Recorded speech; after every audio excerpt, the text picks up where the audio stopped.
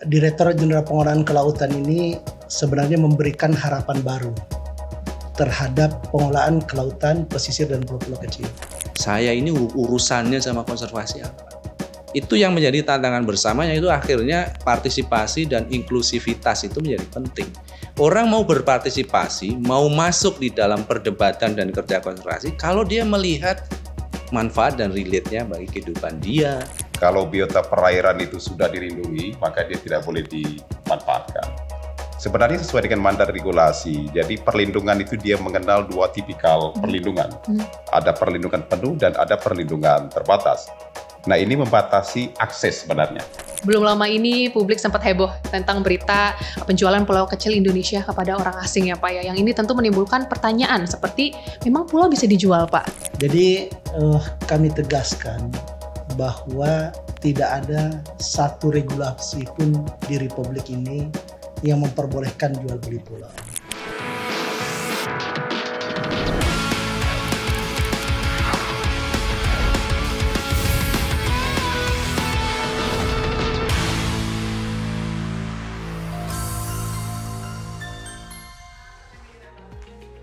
Direktorat Jenderal Pengelolaan Kelautan adalah wajah baru pengelolaan laut Indonesia. Selain berganti nama, apalagi ya hal-hal baru dari direktorat ini? Yuk simak episode ini, Pulau Kecil Bukan Buat Dijual, kompak menjaga masa depan laut kita. 3, 2, 1. Hai Sobat Bahari, selamat datang kembali di Podcast Segara. Nah, kalau kemarin kita sudah ngobrol dengan Ditjen Penataan Ruang Laut, kali ini kita kenalan lebih dekat dengan saudaranya nih, yaitu Direktorat Jenderal Pengelolaan Kelautan alias Ditjen PK. Yap, ini juga merupakan pecahan dari unit kerja lama di KKP, yaitu Ditjen Pengelolaan Kelautan dan Penataan Ruang Laut, yang kini sudah menjadi dua entitas tersendiri. Nah, kali ini kita akan bahas bagian pengelolaan kelautannya nih. Dan tentunya topik hari ini juga lagi hangat-hangatnya nih, yaitu soal konservasi dan pulau-pulau kecil. Makanya kita sudah menghadirkan para direktur-direktur yang juga sudah kece-kece hadir di sini bersama kita untuk kupas tuntas soal topik hari ini. Di sini sudah hadir bersama kita Direktur Konservasi Ekosistem Pak Firdaus Agung. Selamat datang Pak. Kemudian ada Direktur Konservasi Spesies dan Genetik Pak Sarminto Hadi. Selamat datang. Dan Pak Direktur Pesisir dan Pulau-Pulau Kecil Bapak Ahmad Aris. Selamat datang Pak. Terima kasih sudah berkenan hadir hari ini di Podcast Segara. Mungkin kita langsung aja nih Pak ke inti pembicaraannya. Tapi ini pemanasan sedikit nih Pak. Dengan adanya Ortala baru ini terbentuklah Direktorat Jenderal Pengelolaan Kelautan ya Pak ya, dengan unit kerja baru dan juga jajaran direktoratnya. Sebenarnya boleh di-share sedikit nggak sih Pak, apa kira-kira semangat baru yang ingin dibawa dalam kepemimpinan Bapak-Bapak sekalian, dan mungkin adakah program-program seru yang tengah dipersiapkan? Boleh ya Pak, mungkin dari Pak Firda terlebih dahulu, silahkan. Memang di pemerintahan baru Bapak Presiden Prabowo dan Bapak Wakil Presiden Gibran, kita akan memastikan sesuai dengan arahan Pak Menteri Blue Economy program di Indonesia, dan kita ingin pilar yang pertama dari Blue Economy yaitu penambahan luas dan pengelolaan efektif kawasan konservasi itu benar-benar terrealisasi, sehingga program ke depan yang akan kita galang dan kita gaungkan dengan semangat pembangunan nasional saat ini adalah membangun konservasi yang bermanfaat, inklusif dan partisipatif. Saya kira itu momentumnya sangat pas di saat ini di pembangunan 5 tahun ke depan. Luar biasa. Kalau Pak Minto, seperti apa Pak? Ya, terima kasih Mbak Iptal. Memang menyikapi ya dari pemecahan organisasi yang ada sekarang ya. Kita di Direktorat Konservasi Spesies dan Genetik, jadi selain melaksanakan tusi yang sebelumnya sudah berjalan, nanti ada penambahan beberapa tusi baru terkait dengan pengelolaan sumber daya genetik, yang intinya sebenarnya bagaimana kita bisa berupaya menurunkan risiko kepunahan spesies di alam untuk pemanfaatan berkelanjutan di masa yang akan datang. Saya rasa itu poinnya Mbak. Itu. Baik, kalau Pak Aris nih dari pulau kecil. Baik Mbak Evel, jadi keberadaan Direktorat Jenderal Pengelolaan Kelautan ini sebenarnya memberikan harapan baru terhadap pengelolaan kelautan, pesisir, dan pulau-pulau kecil. Di mana konsepnya ke depan itu adalah sinergi program. Jadi antara direktorat-direktorat itu bersinergi di dalam mewujudkan blue economy, ekonomi biru. Contoh, ada 3 program prioritas yang akan digagas ke depan ada namanya proteksi, ya. Itu program digabungkan antara rehabilitasi pesisir dengan kawasan konservasi 2 ini. Kemudian ada namanya program pelaut, pulau dan laut. Jadi di mana pulau-pulau kecil yang banyak itu bisa memberikan ekonomi yang bagus, tetapi tetap memperhatikan kawasan konservasinya. Jadi kawasan konservasi dikelola, pulau-pulau kecil dikelola. Bahkan yang terakhir yaitu ada namanya sebasa, yaitu laut bebas sampah. Jadi kita targetkan 2029 ini laut itu sudah bebas sampah, sehingga perlu dikelola hulu hilir. Itu juga perlu sinergi. Luar biasa, menarik sekali nih semuanya program-programnya dan semangat baru yang akan dibawa. Saya juga semakin semangat dan makin penasaran nih. Tapi tenang aja sahabat Bari, kita akan gali lagi lebih dalam. Untuk itu jangan kemana-mana, tetap di Podcast Segara. Selamat morning, bukan morning di laut tapi di KKP. Morning Seat. Suasana casual dan santai di pagi hari, diskusi, kritik, masukan dari para mitra buat KKP sebagai regulator, seru dan tanpa baper-baper. Live di YouTube KKP. KKP Channel, informatif, interaktif, edukatif. Kembali lagi di Podcast Segara, sahabat Bari. Tadi kita sudah dengar sekilas tentang program-program yang ada di Ditjen Pengelolaan Kelautan. Sekarang kita akan kulik lebih dalam nih terkait konservasi yang menjadi tulang punggung dari penjagaan laut Indonesia. Nah, izin kita pertama mau ke Pak Firdaus dulu. Pak Firda, kita kan tahu nih pengelolaan kawasan konservasi laut itu penuh tantangan ya Pak ya. Apalagi dengan publik saat ini semakin kritis di media sosial. Lalu gimana sih Pak Ditjen PK ini menyusun formulasi yang efektif untuk mengelola kawasan konservasi laut Indonesia ini agar nggak cuma efektif tapi juga komunikatif dan mudah dipengerti oleh publik? Makasih Mbak Eiffel, teman-teman sahabat Bahari tadi sudah disampaikan ya. Jadi 5 tahun ke depan pemerintah akan mendorong ya, memastikan konservasi itu bermanfaat, kemudian inklusif, kemudian yang terakhir partisipatif. Jadi ada 3 elemen kunci itu. Nah, itu sebetulnya yang kemudian secara rinci nanti diimplementasikan di dalam pengelolaan kawasan konservasi yang tadi disampaikan oleh Mbak Eiffel, efektif. Gitu ya. Efektif itu kalau kawasan konservasi punya 3 kriteria tadi. Kalau tidak bermanfaat ya tidak efektif. Kalau bermanfaat tapi tidak dinikmati oleh banyak pihak, nggak efektif juga. Kalau efektif bermanfaat tetapi sifatnya dikontrol, dikendalikan oleh pemerintah, tidak ada partisipasi publik, tidak ada partisipasi dan inklusif stakeholder, itu tidak efektif juga. Tetapi secara operasional sebuah kawasan konservasi atau kegiatan konservasi itu efektif apabila dia mencapai tujuan pengelolaannya. Jadi ada kawasan konservasi dibangun, dibentuk, dikelola untuk melindungi tempat-tempat pemijahan ikan, spawning area, ya, ikan-ikan beranak pinak gitu ya.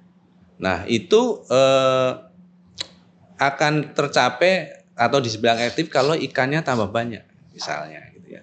Ada juga tujuannya untuk melindungi jenis-jenis dilindungi dan terancam punah yang nanti Pak Direktur Pak Sarmito menjelaskan. Jadi kalau penyunya tambah banyak gitu ya. Kemudian hiu parinya tambah banyak, berarti efektif, tujuannya tercapai. Yang kedua juga masyarakat stakeholder berpartisipasi. Karena ini pekerjaan besar tidak hanya bisa dilakukan oleh pemerintah, butuh masyarakat, butuh pelaku usaha, akademisi, pemerintah daerah, dan lain sebagainya. Kemudian juga ada manfaat secara ekologi, secara sosial, dan secara ekonomi yang dirasakan oleh semua stakeholder. Nah, instrumen untuk mengukur semua itu supaya kemudian masyarakat merasakan, mengetahui, menjadi bagian dari edukasi, literasi, itu ada sistem data konservasi namanya. Ada Ocean Big Data yang sekarang dibangun oleh kementerian. Ada Ocean Monitoring System untuk mengecek apakah benar ikannya tambah banyak, apakah benar terumbu karangnya tambah bagus, dan lain sebagainya. Kemudian juga ada forum nasional yang akan dibentuk, Forum Nasional Konservasi, dan ini akan diturunkan juga di forum daerah. Bahkan sampai di tingkat forum masyarakat, sehingga semua orang bisa mengerti, memahami, dan berpartisipasi. Kemudian juga ada public event yang akan dilakukan, sehingga masyarakat menjadi relate. Mungkin sahabat Bari bisa bertanya juga ya, saya ini urusannya sama konservasi apa? Kalau tidak ada penyu, apakah saya tidak bisa makan? Kalau terumbu karang jelek, apa saya kemudian hidupnya sengsara? Karena yang paling relate bagi kita semua ya sahabat Bahari, kalau tidak punya pulsa itu nggak bisa online, itu paling relate. Nah sekarang bagaimana konservasi itu relate di keseharian kita? Itu yang menjadi tantangan bersama, yaitu akhirnya partisipasi dan inklusivitas itu menjadi penting. Orang mau berpartisipasi, mau masuk di dalam perdebatan dan kerja konservasi, kalau dia melihat manfaat dan relate-nya bagi kehidupan dia, kehidupan keluarganya, kehidupan masyarakatnya, dan sebagainya. Siapapun dia, individu, pelaku usaha, politisi, pemerintah daerah, dan sebagainya. Saya kira itu yang akan kita kembangkan ke depan. Berarti partisipasi ini juga kita tumbuhkan dengan menumbuhkan kesadaran dari masyarakat itu sendiri ya Pak ya, dengan rasa relate itu tadi ya Pak ya. Kalau nggak relate kan nggak mungkin sadar. Betul. Oke, izin saya geser ke Pak Minto sedikit Pak. Sekarang kita ngomong-ngomong tentang biota laut yang dilindungi nih Pak.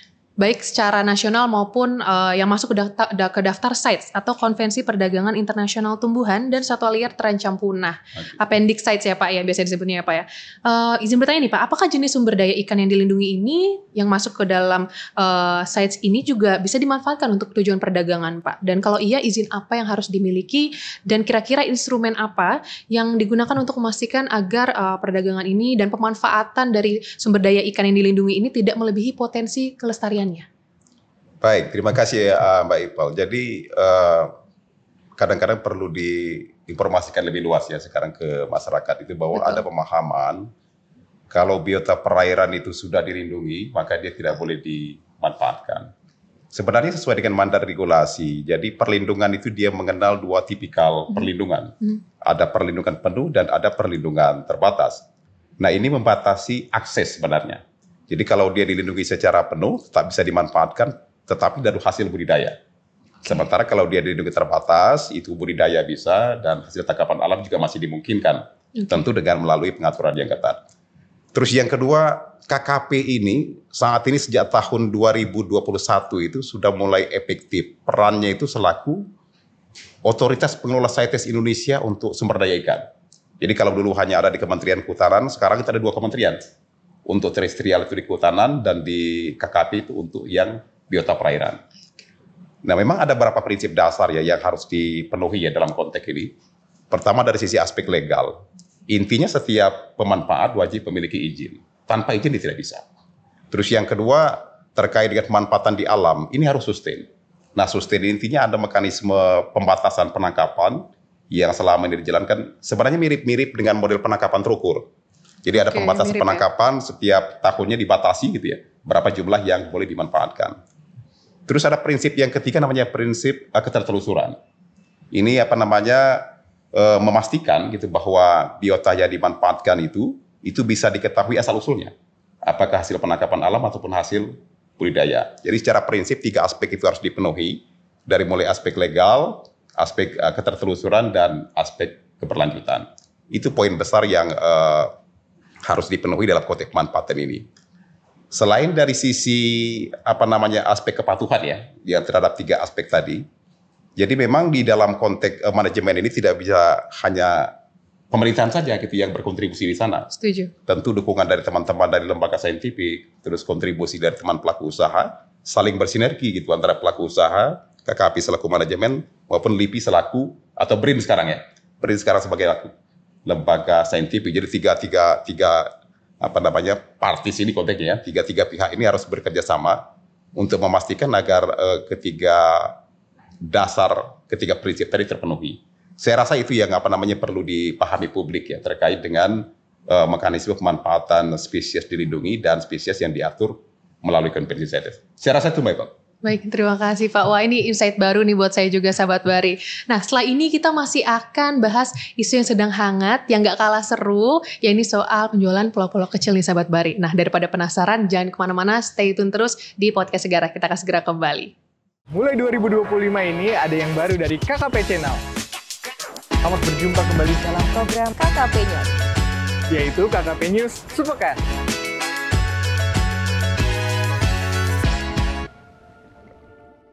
Welcome back to Podcast Segara. Sekarang kita mau beralih ke Pak Aris nih, Direktur Pesisir dan Pulau-Pulau Kecil. Pak Aris, belum lama ini publik sempat heboh tentang berita penjualan pulau kecil Indonesia kepada orang asing ya Pak ya. Yang ini tentu menimbulkan pertanyaan seperti, memang pulau bisa dijual Pak? Nah, kalaupun enggak, kenapa isu ini bisa menyebar seluas itu dan sebenarnya status hukumnya ini seperti apa sih Pak pengelolaan pulau-pulau kecil di Indonesia dan siapa yang sebenarnya berhak mengelola? Jadi kami tegaskan bahwa tidak ada satu regulasi pun di Republik ini yang memperbolehkan jual beli pulau. Tidak ada sebenarnya. Ya, termasuk pulau-pulau kecil.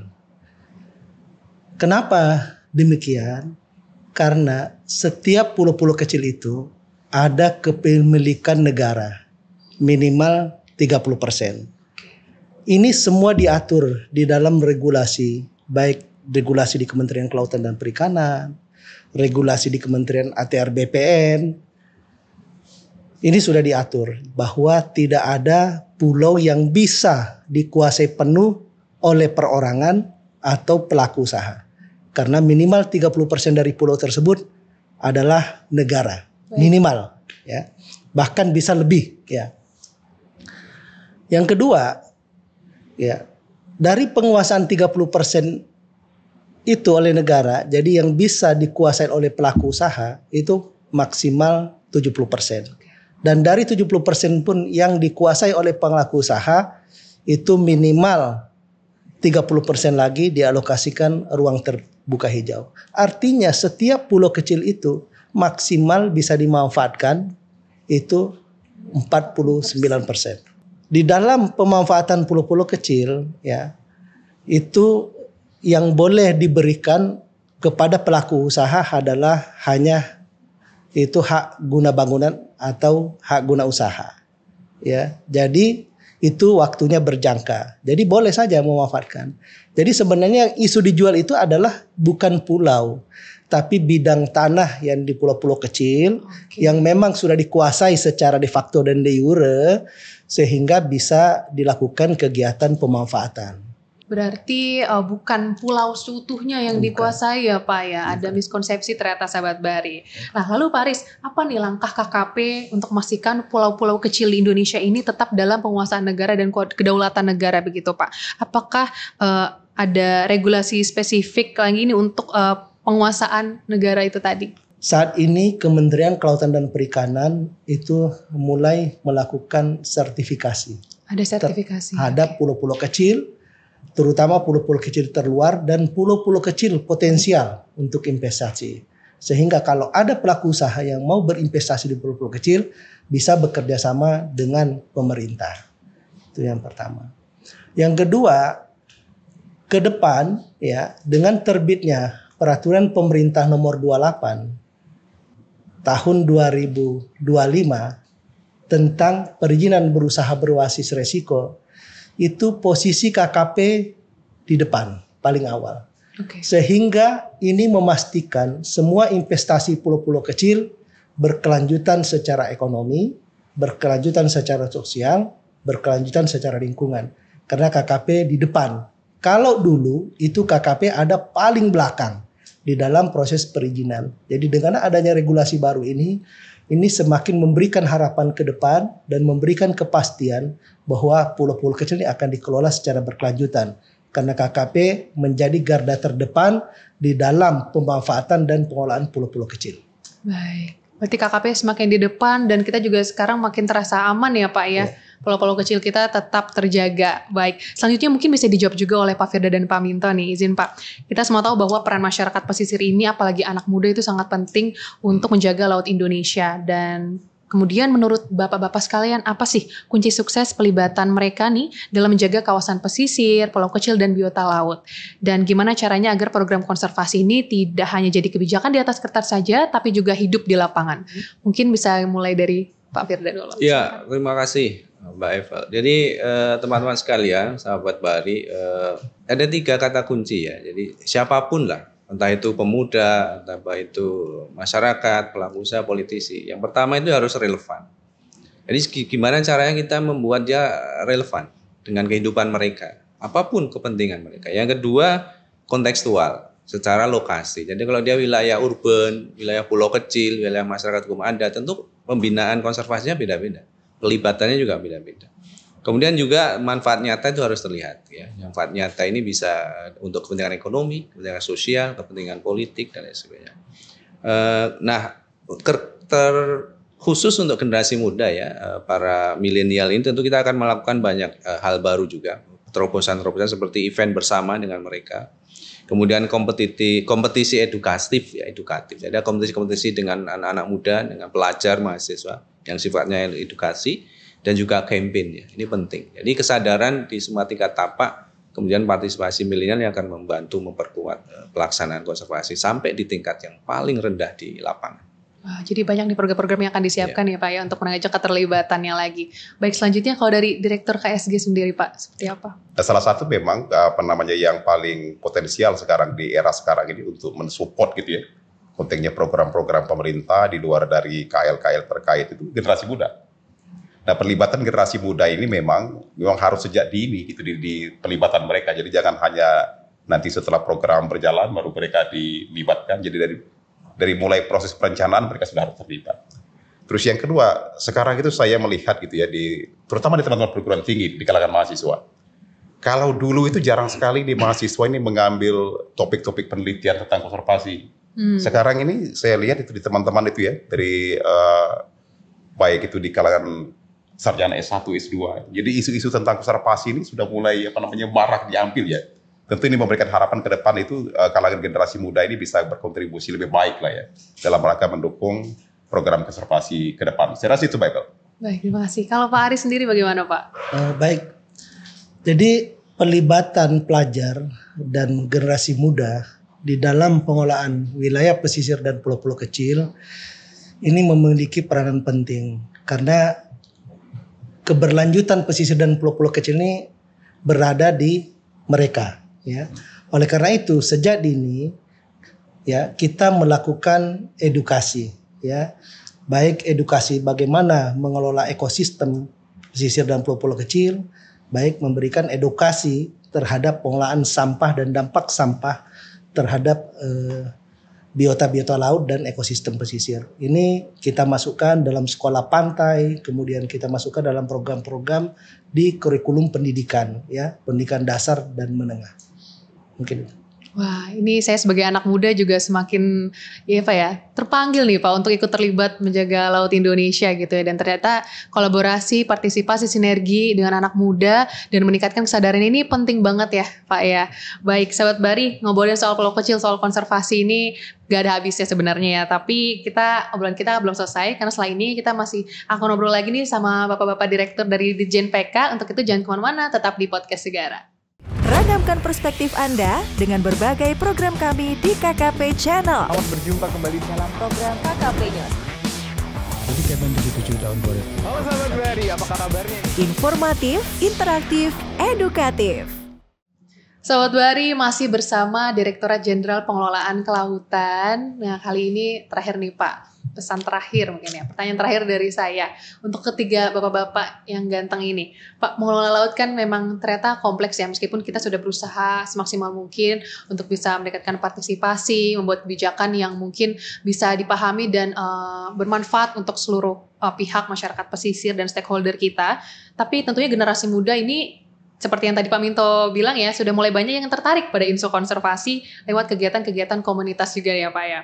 Menurut Bapak-Bapak sekalian, kegiatan kolaborasi seperti apa sih yang bisa dilakukan oleh KKP dan generasi muda supaya pengelolaan laut ini dampaknya bisa semakin luas lagi nih Pak? Mungkin boleh diawali dari Pak Minto dulu sekarang. Terima kasih Mbak Ipel. Jadi pelibatan generasi muda ya sekarang ini idealnya memang tidak hanya di konteks pemahaman saja ya. Betul. Jadi aksi-aksi di tingkat lapangan itu sudah mulai harus digalakkan. Dan kalau memang kita melihat dari beberapa program yang dilakukan oleh kita di Kementerian Kelautan dan Perikanan ya, termasuk dukungan teman-teman di Pokmas di tingkat lapangan itu sudah banyak bergerak gitu.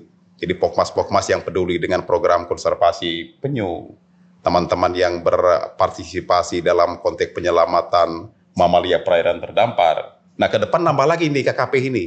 Jadi semenjak Undang-Undang 32 tahun 2024, itu beberapa biota yang dulu dikelola kehutanan itu diserahkan ke KKP. Jadi KKP itu mulai periode ke depan itu juga ngurus buaya gitu. Nah ini jadi tantangan berat lah ke depan bagi KKP gitu ya. Karena selama ini kita tidak ngurus ke situ. Kami KKP tetap komit gitu ya untuk mempersiapkan diri dalam banyak segala hal gitu ya, untuk memastikan bahwa pengelolaan yang selama ini dilakukan oleh teman-teman di Kementerian Kehutanan itu bisa juga dilakukan lebih baik oleh Kementerian Kelautan dan Perikanan. Saya rasa itu poin yang betul. Baik, selanjutnya mungkin boleh kalau dari Pak Aris bagaimana Pak? Banyak hal sebenarnya. Saya beri satu contoh aja. Boleh. Apa tuh, Satu Pak? contoh misalnya bagaimana pelibatan generasi muda di dalam mengendalikan atau mengelola sampah laut misalnya. Ya. Kita ketahui bersama bahwa sampah laut ini dampaknya luar biasa terhadap ekosistem ya, pesisir dan pulau-pulau kecil, bahkan terhadap biota. Sehingga ini kita libatkan masyarakat atau anak-anak muda dalam misalnya sekolah pantai, dan kemudian kita berikan edukasi bagaimana mengelola sampah-sampah laut ini supaya menjadi produk-produk turunan yang bernilai ekonomi, dan ini biasanya kita lombakan sehingga ini meningkatkan motivasi dan partisipasi anak-anak sekolah untuk aware terhadap sampah ini, terutama sampah ke laut, sehingga sampah-sampah itu bisa dikelola mulai dari hulu sampai ke hilir ya, tidak hanya laut itu sebagai tong sampah, sehingga masyarakat ya, artinya masyarakat dalam hal ini generasi muda sejak dini sudah mengetahui teknik-teknik bagaimana mengelola sampah dengan baik. Seru banget kayaknya nih Pak programnya nih Pak. Nanti ajak-ajak saya ya Pak ya. Siap. Terakhir nih kalau dari Pak Firda boleh kasih yang paling gong Pak mungkin Pak. Ya, makasih Sobat Bahari. Jadi memang tidak sederhana dan tidak mudah ya. Tetapi tentu teman-teman Sobat Bahari yang generasi muda, kita akan banyak melakukan joint event, joint campaign dengan teman-teman sekalian dan juga ke kompetisi edukatif ya untuk meningkatkan literasi. Dan yang penting itu membangun value yang memang itu menjadi motivasi bagi anak-anak muda. Jadi value-nya apa sih konservasi ini? Bagi orang tua atau bagi kami ya value-nya ini tempat kita bekerja begitu ya. Bagi sebagian orang pelaku usaha dia basis usahanya adalah wisata misalnya, dia harus memiliki terumbu karang yang sehat. Sekarang bagi anak-anak muda value-nya apa konservasi? Ini yang akan kita bangun. Kita gali bersama dan kita perjuangkan bersama. Kalau orang bilang Cikini ke gondang dia, asik. Nah, ini konservasi lah yang membuat hidup kita bahagia. Value itu yang tangan harus. dong, boleh dong tim. Ya. Value itu yang harus kita gali, kita bangun, kita kembangkan dan kita sebarluaskan. Begitu value itu melekat di kita, mulai dari yang masih TK, ya, SD, SMP, SMA, perguruan tinggi, maka mereka akan masuk di dalam motif keseharian itu. Jadi yang kontekstual, yang relevan, yang bermakna itu kemudian muncul dengan sendirinya. Ini akan kita bangun bersama-sama. Tentu bukan dan tidak bisa hanya oleh pemerintah atau kami-kami yang sudah tua-tua ini, kata Mbak Eiffel tadi. Ini harus anak muda yang menggali value tadi bersama. Di tangan kita ya Pak ya, tangan anak muda ini. Wah itu Sobat Bahari, ternyata memang kembali lagi mengelola laut ini nggak bisa sendiri ya Pak ya. Benar-benar kolaborasi antara masyarakat, pemerintah, komunitas, anak muda ini semuanya harus pasang badan, harus menyatu untuk menjaga laut Indonesia. Kalau kata saya nih Pak, menurut saya sih apapun bidang kita selalu ada ruang untuk terlibat menjaga laut Indonesia. Setuju nggak Pak? Setuju sekali. Ya, oke. Terima kasih banyak Pak Firdaus, Pak Minto, Pak Aris sudah berkenan hadir dan sharing-sharing di podcast Segara. Jangan kapok ya Pak ya kalau nanti diundang lagi. Siap. Baik, Sahabat Bahari, jangan lupa follow media sosial resmi Kementerian Kelautan dan Perikanan di @kkp.go.id dan jangan lupa untuk nonton program-program lainnya di KKP Channel. Kalau gitu, sampai ketemu lagi di episode berikutnya. Sampai jumpa.